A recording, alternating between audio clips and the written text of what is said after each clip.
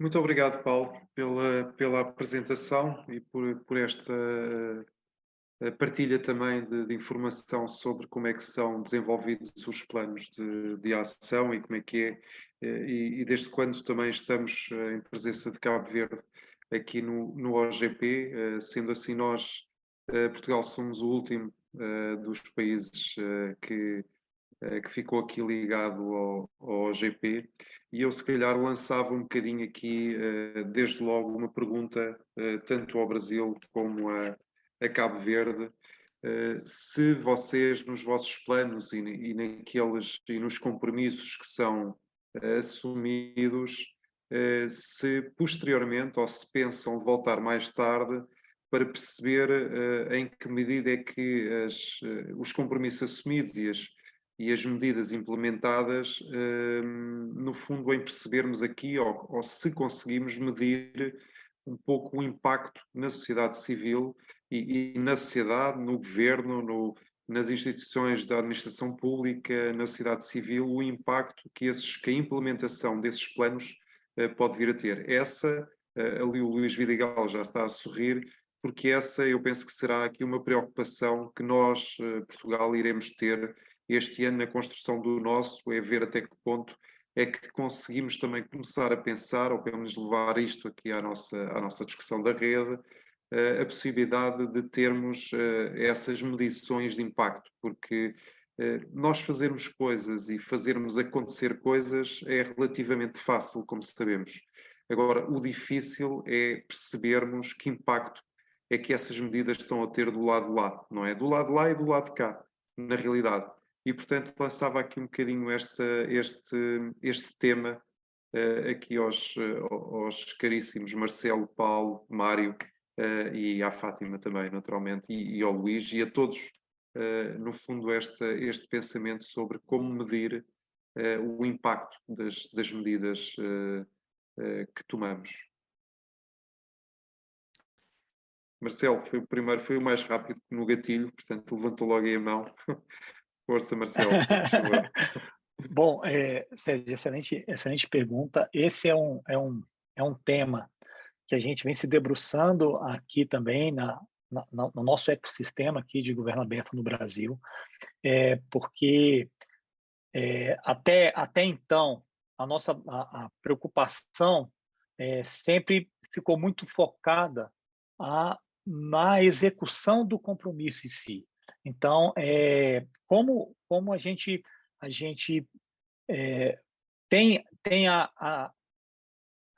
o dever de, ao acabar um plano, a gente já está com um outro plano engatilhado para começar. Muitas vezes, essa discussão de voltar lá para ver qual foi o impacto do compromisso que foi assumido há 3, 4 anos atrás e que foi efetivamente desenvolvido, ela acaba ficando perdida nessa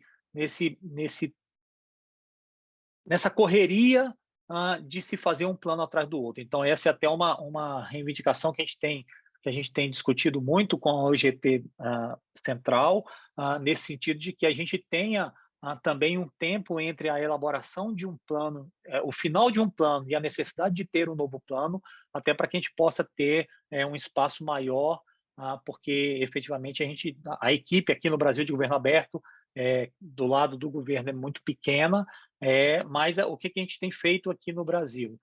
A gente está buscando desenvolver, e a gente está no meio desse projeto, por meio de uma diretoria específica aqui na CGU, a gente desenvolver indicadores de governo aberto, não só para os compromissos em si, ok? Que esses eu até acredito que sejam mais fáceis, porque o compromisso, pela metodologia que a gente usa aqui no Brasil, a gente utiliza a metodologia SMART, onde eu preciso ter especificidade, eu preciso ter temporalidade, eu preciso ter concretude nos compromissos, mas também indicadores de governo aberto do impacto dessa cultura de governança aberta nas políticas públicas e no atendimento à sociedade. Então, assim, nós estamos nessa fase de construção desses indicadores.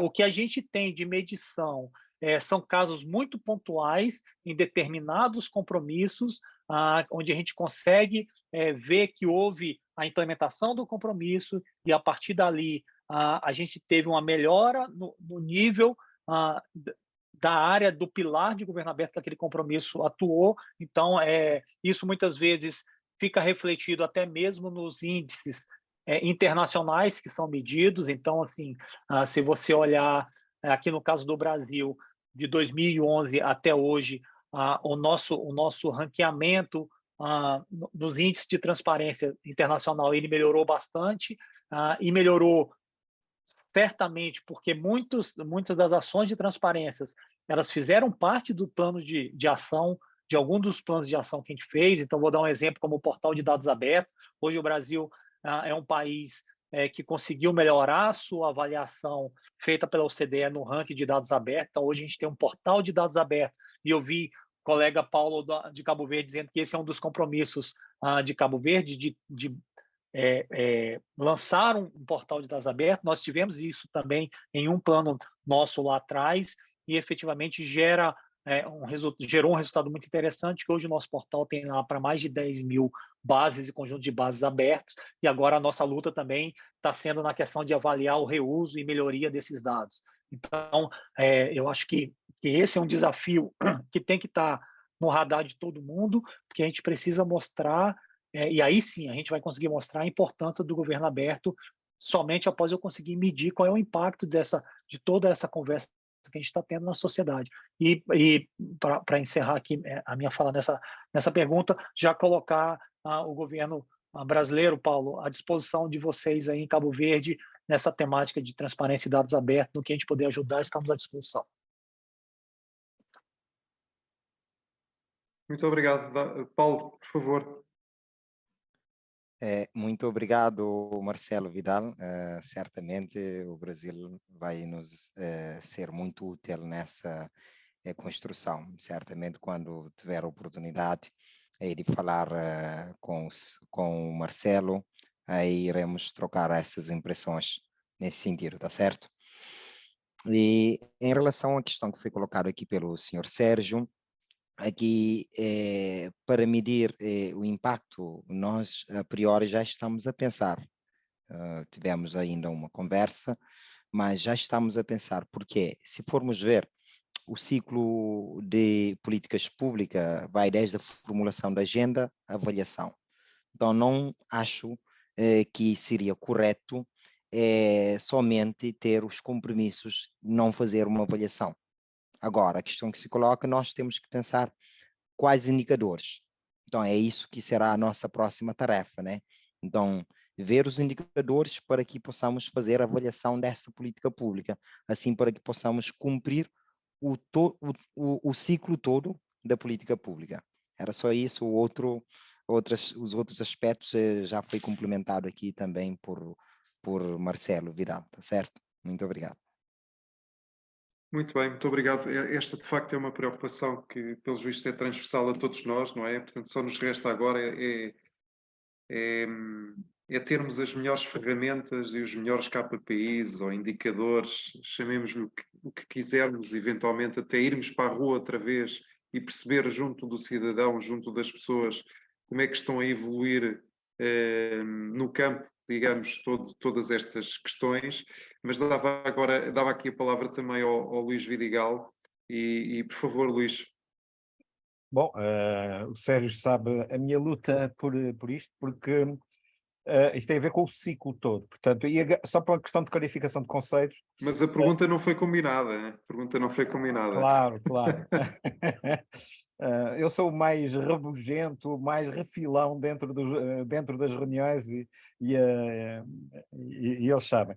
Bom, mas há aqui três coisas, três níveis. O nível da eficiência, que no fundo são os inputs, que tem a ver com o uso dos recursos. E muitas vezes o reporte que é feito é praticamente se nós usamos bem os recursos. Basicamente é isso. Mesmo agora, quando estamos a ser monitorados pela União Europeia relativamente aos planos de investimento que estão a ser feitos em Portugal, muitas vezes é mais isso que se avalia. Depois temos um nível mais, que é o nível da eficácia, que é claramente, já é o dos resultados. Os resultados que é da concretização de facto, das iniciativas, mas eu coloco aqui um ponto muito, muito importante, porque nada serve estarmos a trabalhar se não formos, de facto, não medirmos os outcomes. O que é os outcomes? É o impacto na sociedade.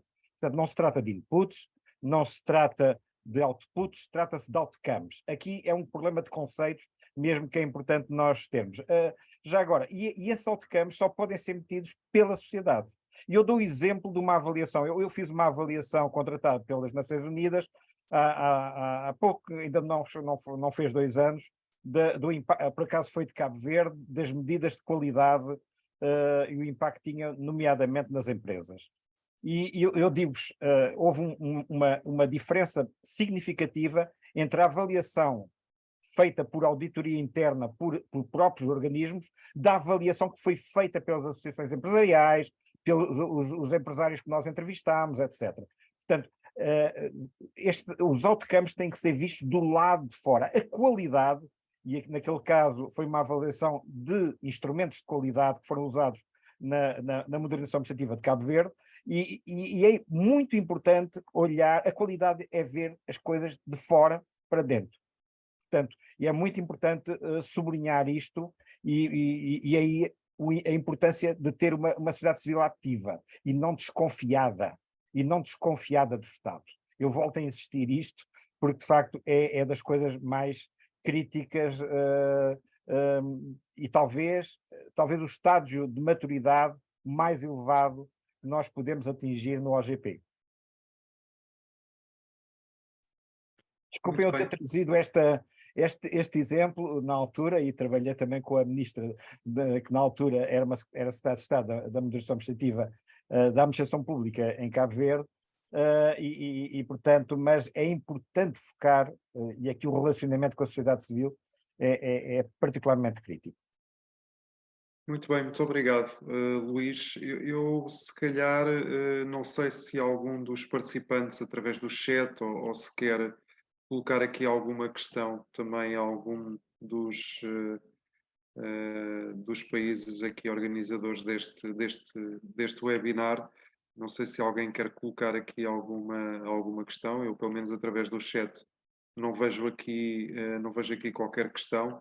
Eu se calhar iria introduzir apenas aqui um outro tema que também foi falado inclusivamente na nossa reunião, e que agora da Rede Nacional de Administração Aberta, e que se calhar com esta depois terminava, e que era apenas a preocupação que alguns dos nossos membros e parceiros aqui nos transmitiram, e que tem a ver com o tema dos compromissos que não ficaram concretizados a 100%.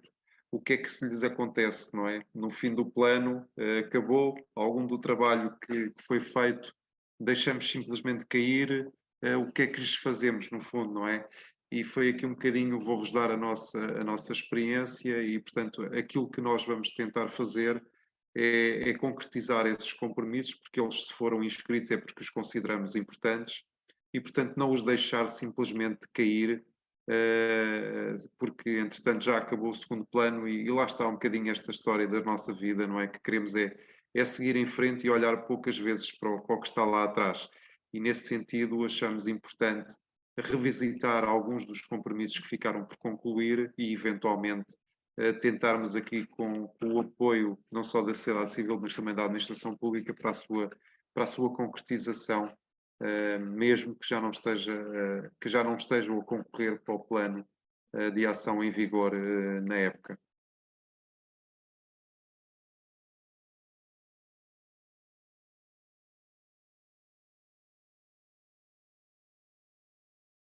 Bem, eu diria que, Luís, não sei se quer aqui acrescentar mais alguma coisa, mas eu não tenho aqui nenhuma, no chat pelo menos não tenho aqui qualquer questão, e portanto se calhar dava por concluída aqui esta nossa conversa. Diga, Luís.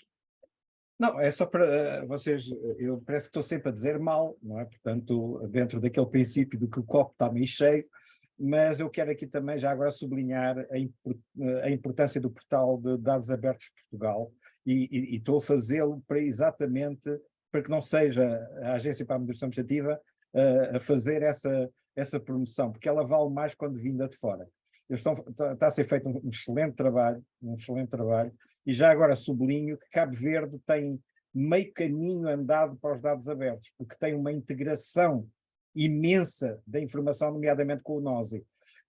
Portanto, é um país pequeno, mas que tem uma integração tecnológica muito forte e, portanto, tem condições, mais até do que outros países, que têm os tais silos, as coisas muito separadas. Cabo Verde tem as coisas muito integradas e muito centralizadas, portanto, força a Cabo Verde e, portanto, tal como o Marcelo disse, eu acho que também o Sérgio também vos oferece todo o apoio, né? Porque há realmente aqui uma experiência, estamos juntos, como se diz em África, e, portanto, vamos trabalhar em conjunto, está bom? E contem com a sociedade civil, portanto, neste caso, no âmbito da CIOP, da Confederação, desta...